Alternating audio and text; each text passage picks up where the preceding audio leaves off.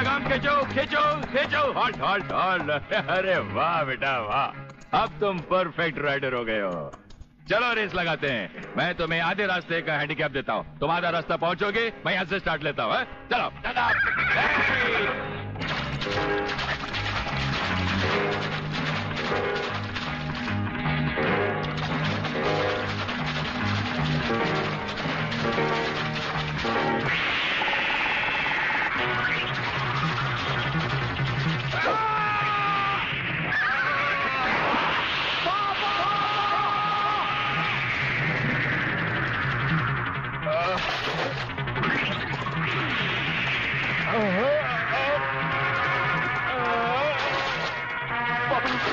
पापा, ये तुम्हें क्या हो गया पापा?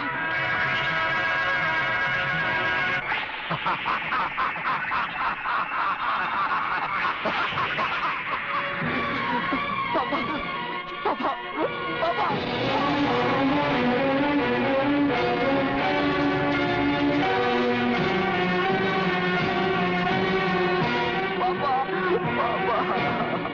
मगर स्वामी जी, ये छोटी बात नहीं है। किसी दिन अगर उसने आपको पहचान लिया तो? गोटिया, जिस दिन उसकी आंखें मुझे पहचान लेगी, उसी दिन उसे भी उसके बाप के पास पहुंचा दिया जाएगा।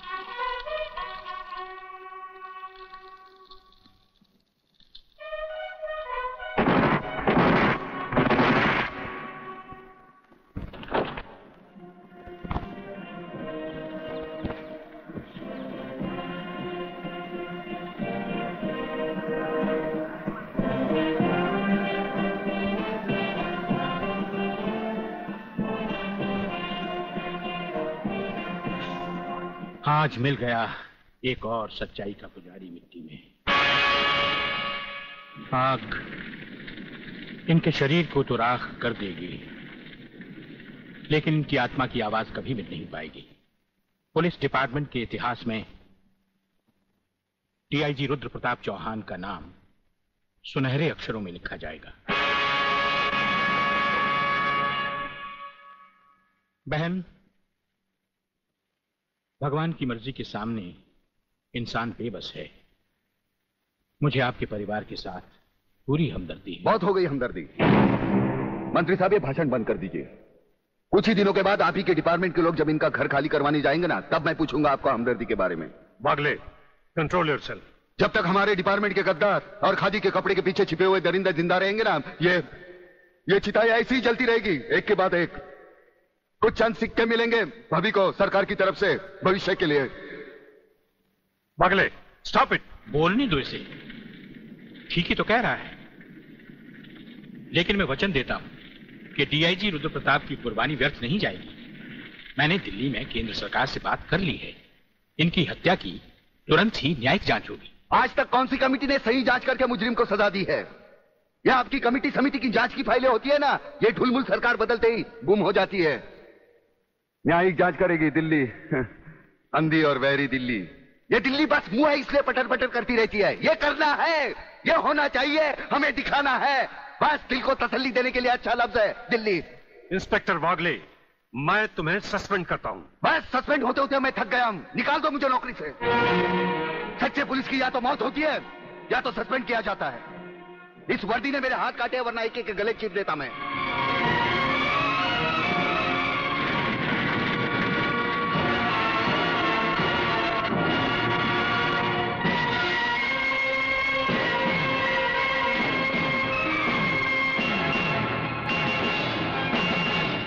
आप सब अच्छी तरह से सुन लें कि आज की इस मीटिंग के बाद मैं इस मामले में और कोई मीटिंग नहीं बुलाऊंगा। आज हमें इसी वक्त एक ऐसा डिसीजन लेना होगा जिससे कि हम देशद्रोहियों को जड़ से ही उखाड़कर फेंक सके। सर, बात अब इतनी आगे बढ़ चुकी है कि पुलिस और लोकल गवर्नमेंट के बस के बाहर है। अब सिर्फ एक ही रास्ता है sir, military force.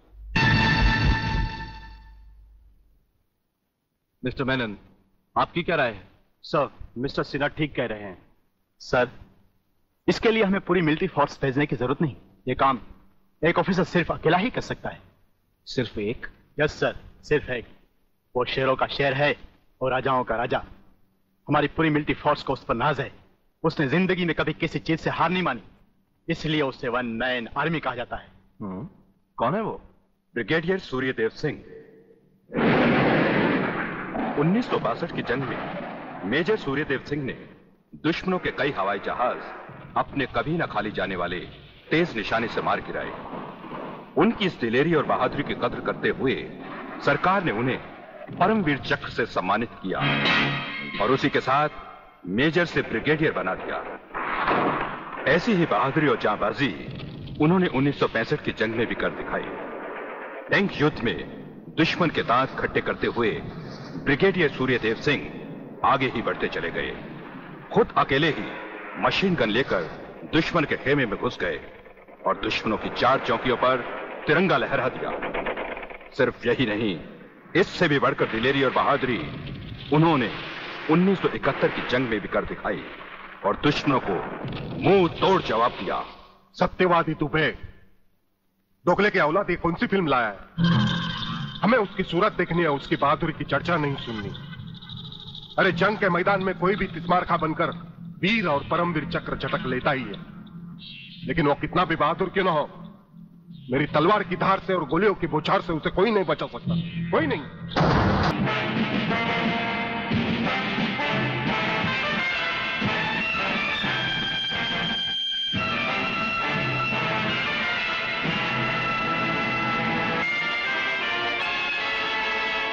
Brigadier Suryadev Singh? अच्छा, तो यही है तुम्हारा ब्रिगेडियर सूर्यदेव सिंह। ढूंढ डालो इसे। खबरदार, कोई हिलेगा नहीं। हमारे कमांडोज ने तुम्हारे सब साथियों को घेर रखा है। स्वामी जी, जरा अपने पीछे भी नजर डालो। ये कमांडो बड़ा खतरनाक है। तुम्हारा बाप है, पत्ता हिलने से पहले ही पेड़ काट डालता है। तुम्हारी भलाई अब इसी में है कि बिना हिले जुले खामोश खड़े रहो।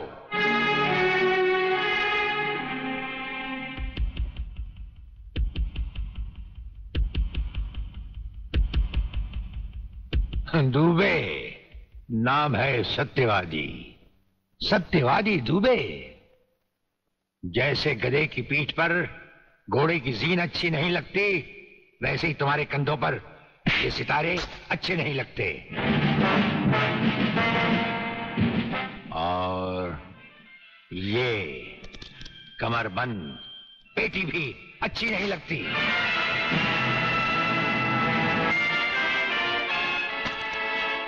अब वो कसम याद करो जो तुमने खाई थी ये वर्दी पहनने से पहले। हम कसम खाते हैं कि हम पूरी ईमानदारी और वफादारी से देश और कानून की रक्षा करेंगे।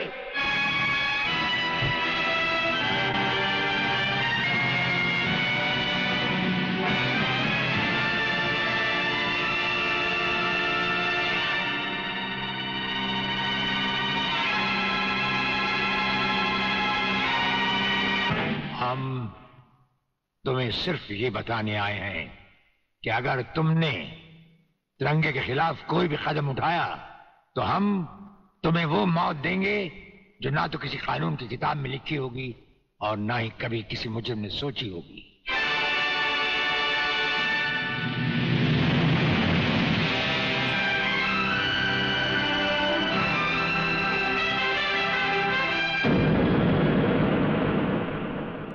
Hello, inspector Wagle speaking. No, suspended inspector Shivajirao Wagle speaking. Sir, DSP साहब ने आपको अर्जेंट बुलाया है, कल से ड्यूटी ज्वाइन करनी है। फिर? इंस्पेक्टर वागले, तुम्हें शायद मालूम नहीं कि तमाम पुलिस ऑफिसर्स की फाइल्स देखने के बाद ब्रिगेडियर सूर्यदेव सिंह ने सिर्फ तुम्हें चुना है। सर, अब तुम दोनों को मिलकर काम करना है, लेकिन तुम पूरब हो तो वो पश्चिम है। इसलिए सीनियर ऑफिसर होने के बावजूद मेरी तुमसे रिक्वेस्ट है कि ब्रिगेडियर सूर्यदेव सिंह के साथ मिलकर जो भी खेल खेलना, शांति और ठंडे दिमाग से खेलना। सर।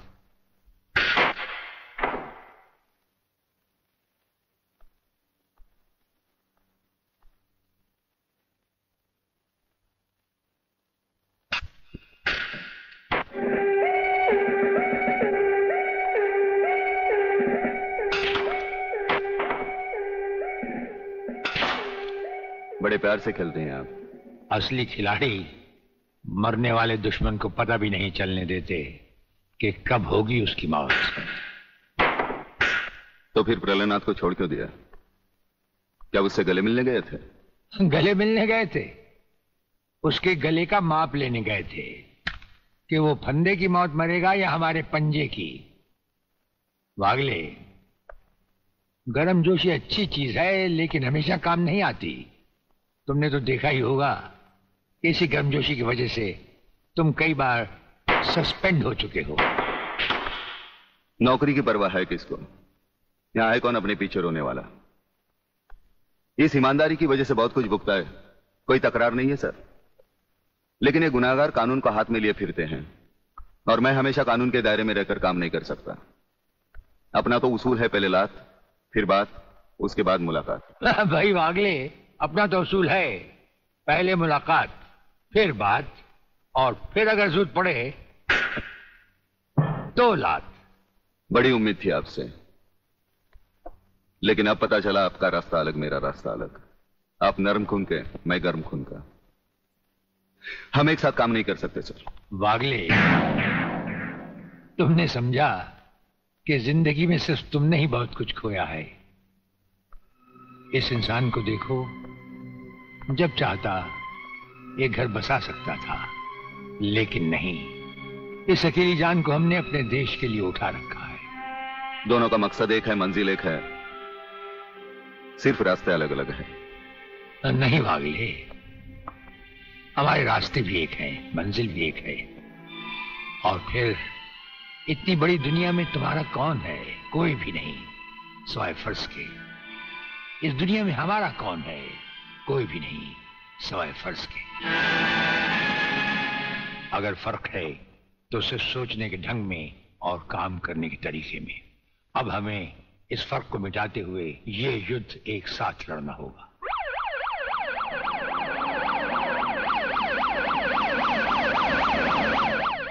मुझे अपनी जान की तो परवाह नहीं है, लेकिन आप इस तरह खुलेआम गाड़ी में घूम रहे हैं, ये खतरा मैं उठा नहीं सकता। जिस गाड़ी में तुम बैठे हो ये मामूली गाड़ी नहीं। मामूली गाड़ी मामूली आदमियों के लिए होती है, ये गैर मामूली गाड़ी है, एक गैर मामूली इंसान के लिए। बुलेट प्रूफ, और इसमें ऐसे ऐसे गैजेट लगे हुए हैं जो बम से लेकर पटाखे तक की खबर हमें मिल जाती है। लेकिन इस वक्त हम जा कहां रहे सर? गाड़ी रुकने पर तुम्हें खुद ब खुद पता चल जाएगा।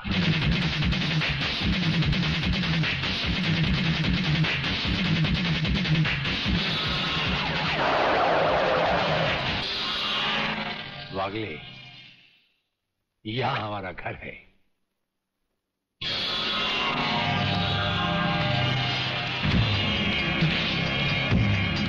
यहां तो सिर्फ चारों तरफ जंगली जंगल नजर आ रहा है, रहने की तो कोई जगह ही नजर नहीं आ रही। अभी नजर आ जाएगा बहादुर।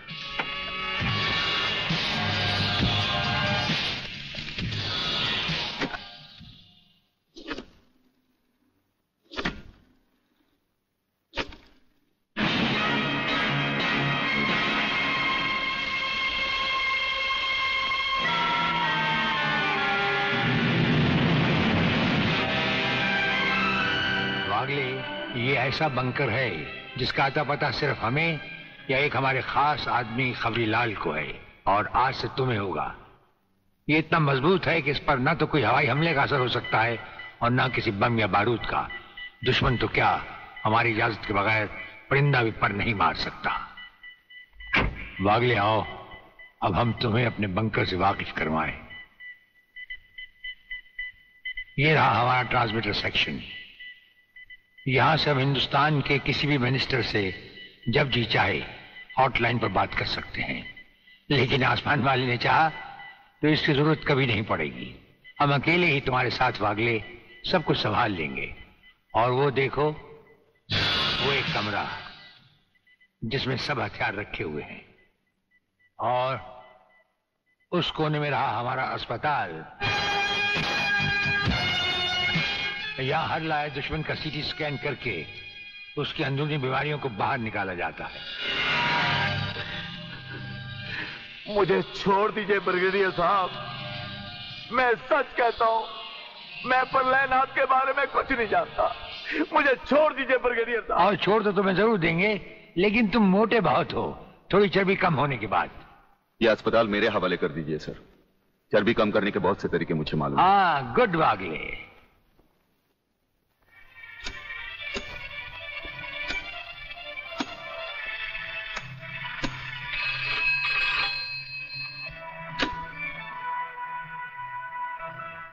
नमस्कार सर, मैं खबरीलाल बोल रहा हूँ। ओ खबरीलाल, आज के मुख्य समाचार ये हैं कि प्रलयनाथ गुंडा स्वामी ने खतरनाक किलर बब्बन खूनी को आपको खत्म करने के लिए एक बहुत बड़ी सुपारी दी है। हमारे नाम की सुपारी खाने वाले को जिंदगी भर दांत चबाने पड़ेंगे। ये हमारे नाम की सुपारी खाने वाले चमगादड़ के खाने पीने का ढाबा कहाँ है खबरीलाल? शहर से 40 मील दूर काली पहाड़ी के पीछे उसका एक अपना बहुत बड़ा मैंगो फार्म है। आज के समाचार समाप्त हुए।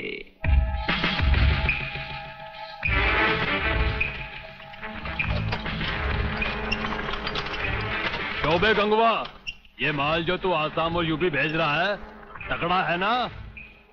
तगड़ा क्या सरकार, ये नंबर 1 फसल है, नंबर 1। अरे 25 मीटर दूरी पर जाती हुई